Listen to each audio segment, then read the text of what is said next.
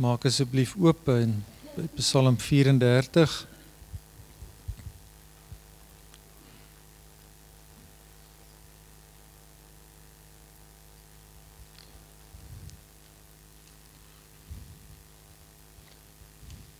Ek gaan nou in oom Louis se Bybel blaai, maar ek gaan nie oom se plek deur mekaar maak nie, want ek wil uit die 2020 lees, dat almal lekker kan volg. Ons lees van vers 1 tot 9.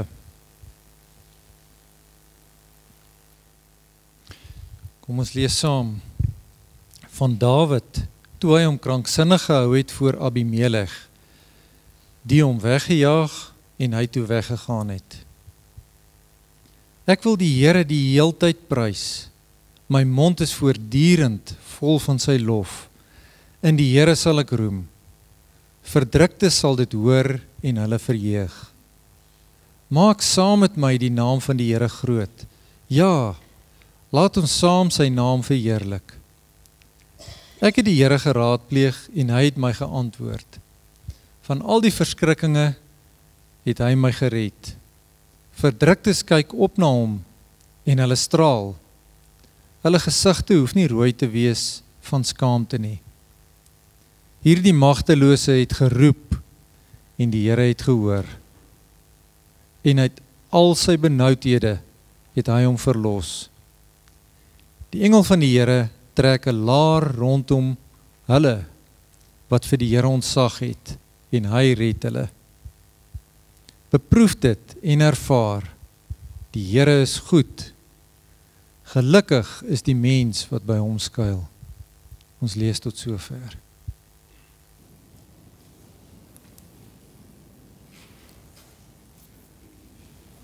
Weer 'n keer vir my 'n ongelooflike voorreg om vir julle met die woord te kan bedien. Baie dankie vir die uitnodiging en vir die geleentheid.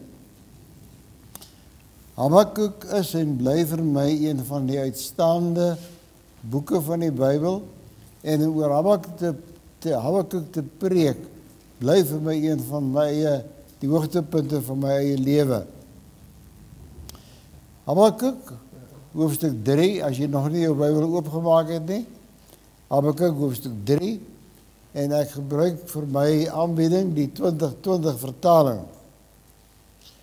En as iemand dit lastig vind dat jou nou nie lees soos myne nie, draai net die prentjie om. Moet dit nie lastig vind nie, vind dit prikkelend, interessant om 'n ander angle te kry van vertaling. So geniet dit as jy met my 'n ander ene het. Dan net nog iets wat ek gaan doen. Veral waar ek 'n lang stuk gaan lees, gaan ek voor elke vers net sê by watter vers ek is. Want as jy nou met die Nuwe Lewende Vertaling voor jou sit, dan is dit asof jy hier plek verloor, nou waar is die predikant nou? So ek sal elke keer net sê, ons is nou by vers 3 of 5, of wat ook al aan. Ons bid net saam.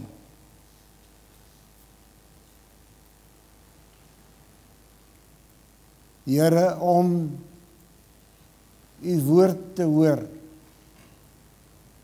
bly 'n voorreg wat ons nie kan verwoord nie.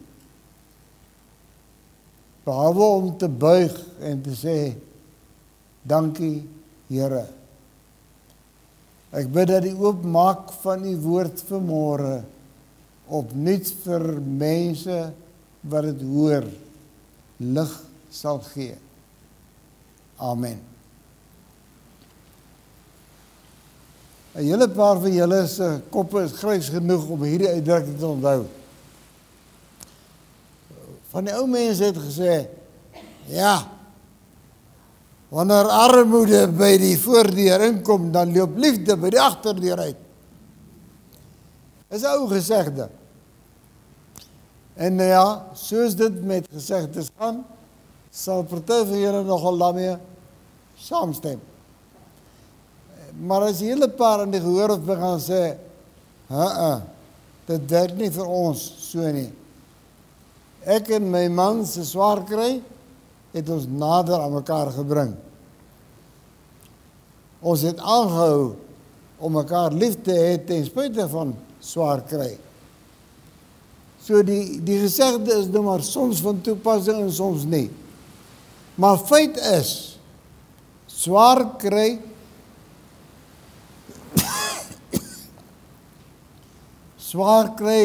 knaag dikwels aan andersins goeie verhoudings.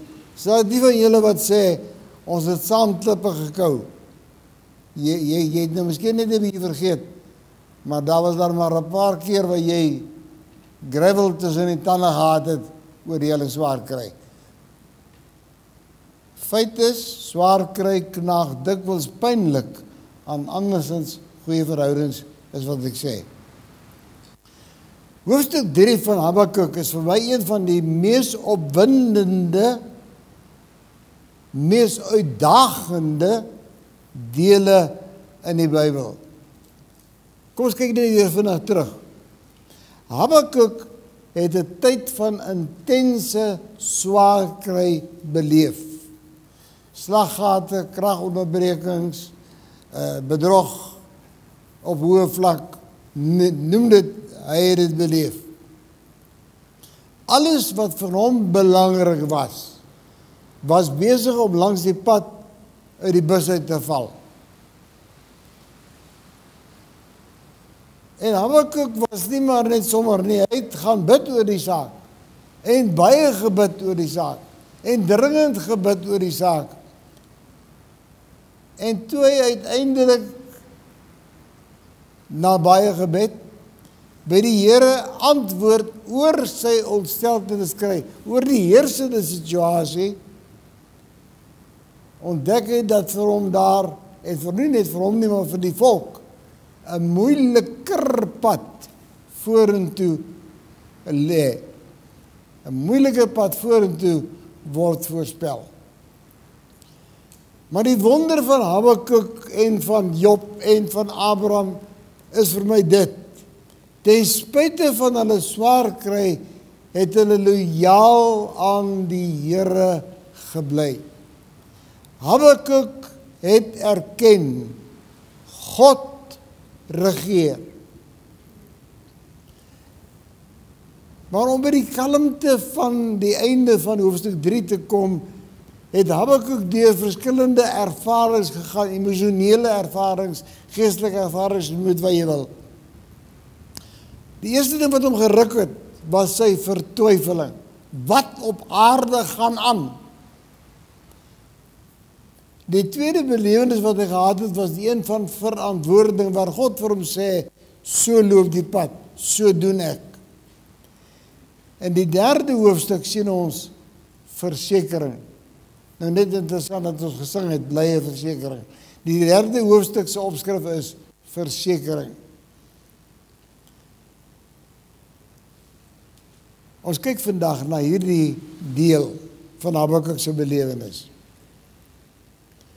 Nou, na sy aanvanklike vertwyfeling, die verantwoording wat hy van God gekry het, skryf Habakuk 'n gebed, wat ook as 'n lied gesing kan word. Terloops, aan die begin van die reeks het ek vir julle gesê, dat die hele boek Habakuk eintlik in digvorm is, of eintlik amper alles vir hom is in digvorm. En as jy dalk 'n 2020 vertaling by die huis het of voor jy het, dan kan jy sien hoe dit in die 2020 vertaling so lyntjie vir lyntjie in 'n digvorm weergegee is. Nou vers 1 sê, 'n gebed van die profeet Habakuk op die wyse van 'n klaaglied. Nou as jy nou Habakuk vinnig deurlees, Habakuk 3 vinnig deurlees, dan kom jy agter dat as jy hoofstuk 1 gelees het, hoofstuk 2 gelees het, hoofstuk 3 lees, dan sien jy nou, hier is 'n ander Habakuk wat nou aan die woord is. Die man het 'n pad geloop. Hy hak nie meer agter die onbegryplikheid van God se handelinge vas nie. Onthou jy hoofstuk 1? Here, waarom? Hy hak ook nie meer vas by God se handelinge oor wat God doen nie. Hoofstuk 2. Nee, hy trek ook nie meer God se optrede in twyfel nie.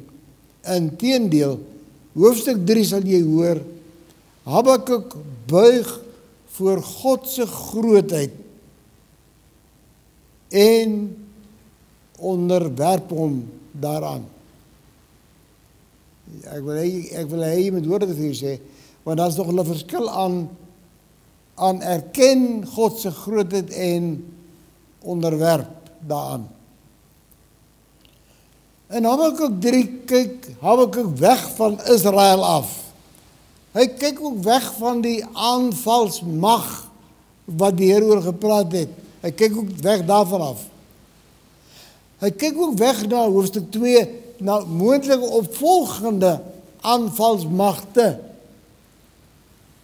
Hy bid nou net dat God, te midde van wat besig is om te gebeur, nuwe lewe, herlewing as jy wil, in sy kinders sal bewerk. Hy bid dat God maar sy toren in 'n kombers van genade sal toedraai. Kyk vers 2, saam met my. Here, ek het gehoor wat van u vertel is, en ek is vervul met ontzag vir wat u gedoen het. Doen dit tog ook in ons tyd. Laat u dade ook in ons tyd ervaar word. Ontferm u selfs in u toren. Nou na hoofstuk 2, vers 2, kom daar 'n lang gedeelte waar Habakuk terugkyk na God se hand in die geskiedenis. En hy bewonder God se magtige optredes. Dis vir hom net ongelooflik om terug te kyk en te sien, maar wow, kyk wat God kan doen. En hy sien raak dat te midde van die woeling en wroging van mense en menswees, God steeds regeer. Jy gaan dit hoor. Want ons gaan nou kyk na 'n langer deel, vers 3 tot by vers 15. Ek gaan net die 2020 vertaling weergawe voorlees, en net vir jou sê, ek gaan nie stop iewers en kommentaar maak oor die verskillende verse nie. So al wat jy nou gaan hoor vanoggend is die Bybel. En daarom nooi ek jou om met eerbied en ontzag te luister na hierdie ongelooflike woordskilderye van God se grootheid. Vers 3. God kom van Teman af, die heilige van Paran berg af. Die hemelruim is vol van sy majesteit, die aarde vol van sy roem. Vers 4. Hy kom met die glans van lig, weerligte blits uit sy hand so vol mag. Vers 5. Voor hom uit loop die pes. In sy voetstappe volg die dood. Vers 6. Wanneer hy staan, skud die aarde. Wanneer hy kyk, bewe die nasies. Die eeuoue berge verkrummel, die eeuoue heuwels val in mekaar. Die berge waaroor hy van ouds af gewandel het. Vers 7. Ek het gesien hoe die tente van Kushan, verskoon tog, ek het gesien hoe onheil die tente van Kushan tref, hoe die tentdoeke van Midian bewe. Vers 8. Was u kwaad vir die riviere, Here? Het u toorn teen die strome ontvlam? Het die see u woedend gemaak, dat u op perde gery het op die strijdwaans waarmee u oorwin? Vers 9. U het u boog uitgehaal en met 'n eed die opdrag aan die pyle bevestig. U het die aarde oopgebreek en riviere laat stroom. Hoor jy die Bybel? Die verhaal, die geskiedenis? Vers 10. Toe die berge u sien, het hulle gebewe. Stormwaters het verbygespoel. Die diep water het gedreun en sy golwe hoog laat opslaan. Vers 11. Toe u vleiende pyle blits en u blinkspies flikker, het die son en die maan gaan stil staan op hulle plek. 12. In u gramskap stap u oor die aarde, in u toorn vertrap u die nasies. Vers 11. Vers 14. Kan nie mooi sien nie. 12, 13. 13, ja. U het uitgegaan om uw volk te red, om uw gezalfde koning te red. U verpletter die aanvoerder van die goddelooses. U stroop hulle kaal van kop tot tone.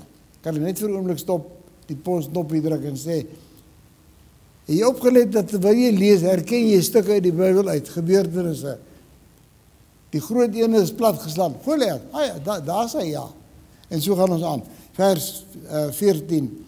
Met sy eie pyle deurboor hy die aanvoerder wanneer sy manskappe uitstorm om ons te verstrooi, terwyl hulle jubel, soos die wat die ellendiges in hulle skuilplekke verslind. Vers 15. U trek deur die see met u perde, sodat die magtige waters bruis. Dis die God met wie jy te doen het. Dis die God van Habakuk. As ons nou aangaan na vers 16 toe, dan sien ek baie iets interessant. Ek weet nie jy nie, maar ek dink die meeste van ons kyk half na die Bybelfigure as superheroes, sterk manne. Hulle vat nie nonsens nie.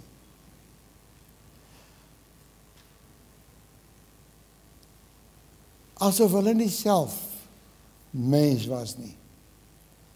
En nou wil ek hoor jy moet kyk na vers 16. Ek wil hê jy moet kyk na vers 16. In vers 16 sien ons dat Habakuk mens was. Deel van hierdie volk wat swaar kry. Habakuk was nie besig om 'n radioverhaal of 'n TV-drama te skryf en daar eenkant gesit op sy lesenaartjie en hom verwonder oor die lot wat hier aangaan nie. Wat Habakuk skryf was vir hom lewenswerklikheid. En hier, wanneer God se oordeel hulle tref, is hy nie gespaar nie. Hy is deel van die volk.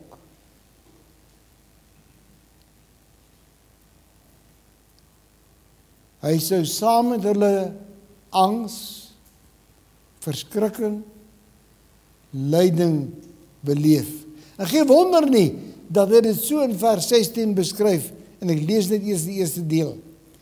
Toe ek hierdie dinge hoor, het ek gesidder. My lippe het gebewe. My hele liggaam het lam geword. My bene het aan die ruk gegaan. Wow. Was jy al so bang? Ek dink so hier en daar was iemand wat sê, ek was daar. Hoor jy hoe dat Habakuk mens is? Soos jy mens is. Miskien sê jy, laat ons dit weer hoor. Nou goed, toe ek hierdie dinge hoor, toe ek besef wat God gaan doen, wat gaan met ons gebeur, het ek gesidder, my lippe het gebewe, ons sou sê my mond het geruk, my hele liggaam het lam geword.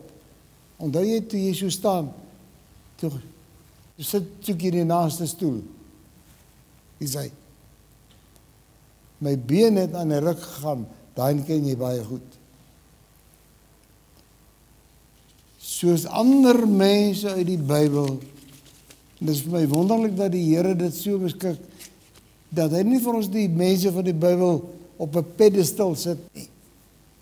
Soos ander mense van die Bybel is Habakuk bang vir die wrede werklikheid van verwoesting en verdrukking wat wag.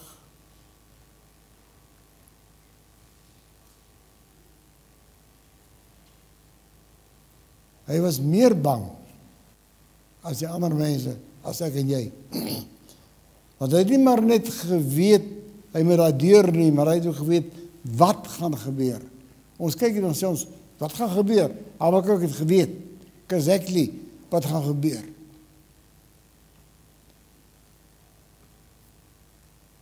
Lees nou vers 16 se tweede deel. Tog, hy praat van hoe bang hy is, hè? Hy sê, tog sal ek geduldig wag, dat die dag van oordeel moet kom oor die volk, deur wie ons aangeval is. Hy is bang.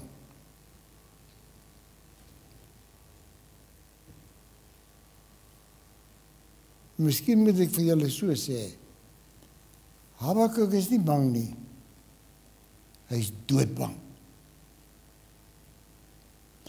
Maar dan kom vers 17 tot 19 en hier is die hoogtepunt van die boek Habakuk en die een wat ons baie keer sing. Hier sien ons wat dit is om sonder voorwaardes aan God te behoort.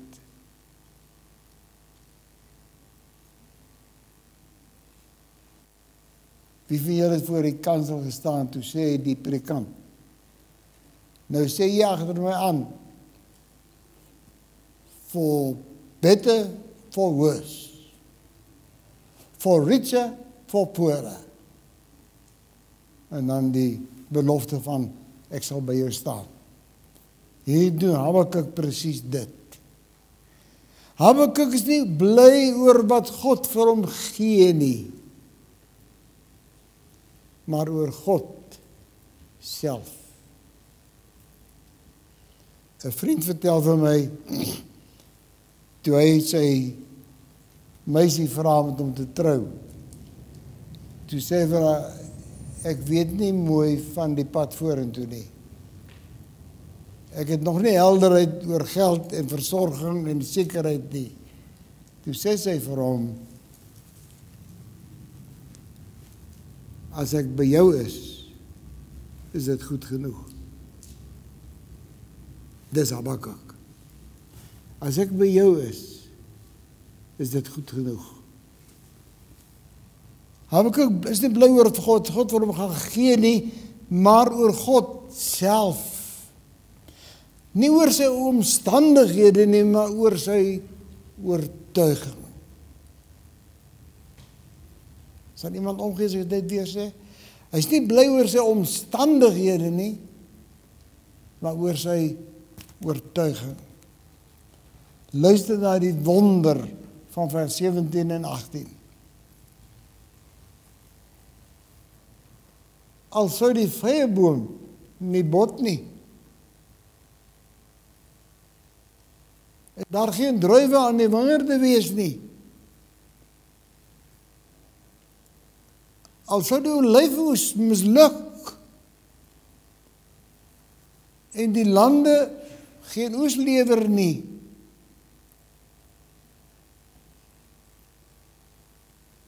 al sou daar geen klein vee in die kampe meer wees nie, en die beeskrale sonder beeste wees.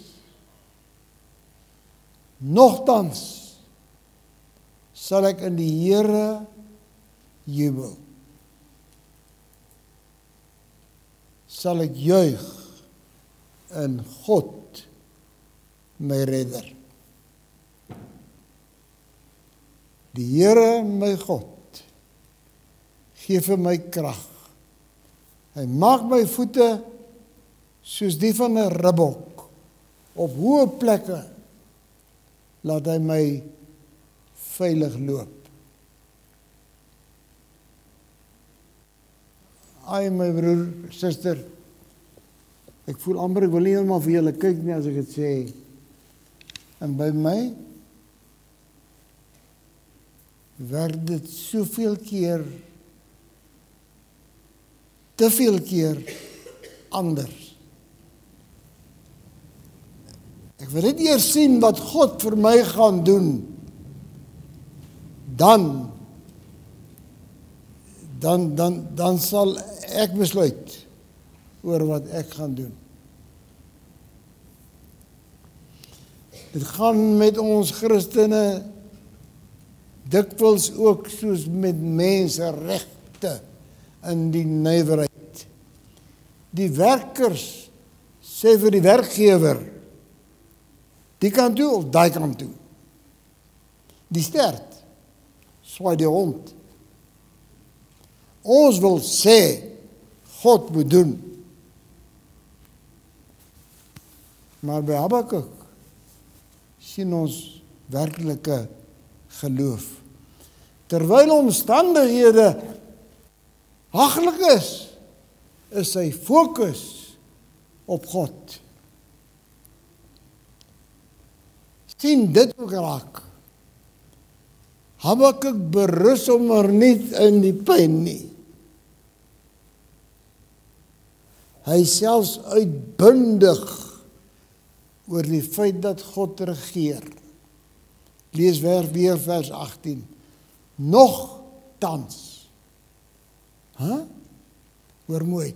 Nogtans sal ek in die Here jubel. Sal ek juig in God, my redder. Op die plaas het ons honde gehad. Nou ja, soms dan vang die honde 'n hoender of 'n vreet eiers.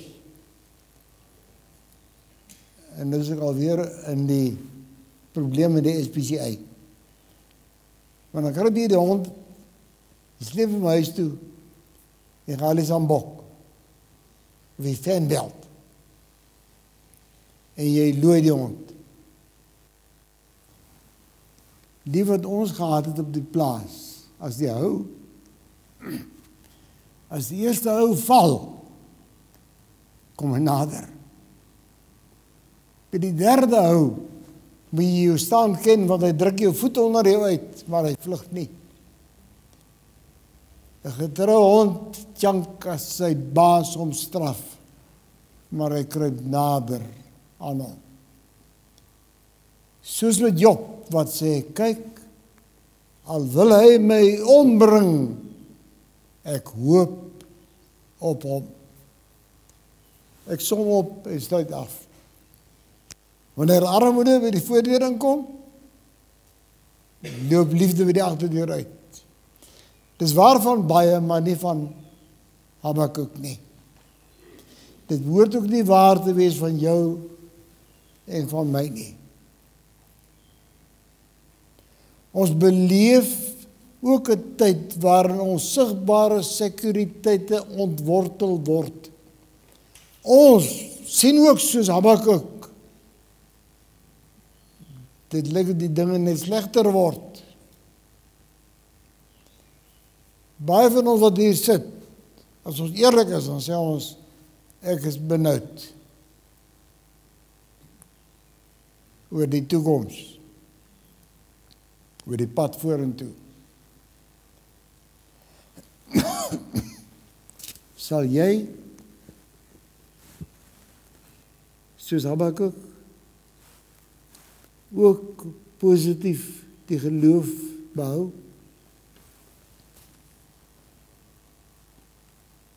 Ek weet nie hoeveel van julle nie sal erken. Ek weet nie of ek kan sien nie.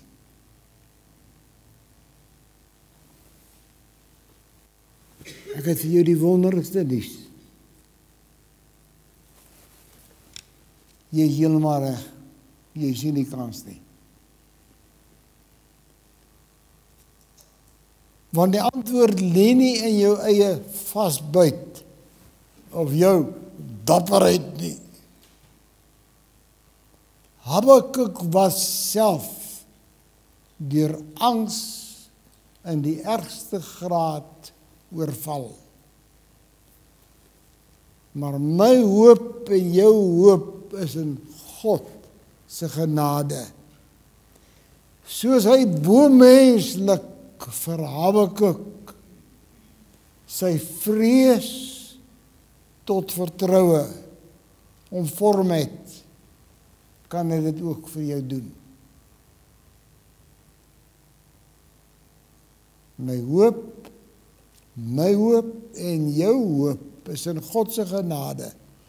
Soos hy bo-menslik Habakuk se vrees tot vertroue omvorm het, kan hy dit ook vir ons doen. God regeer. Amen. Dit voel al vir my, dit is nie nou tyd vir my om te bid nie.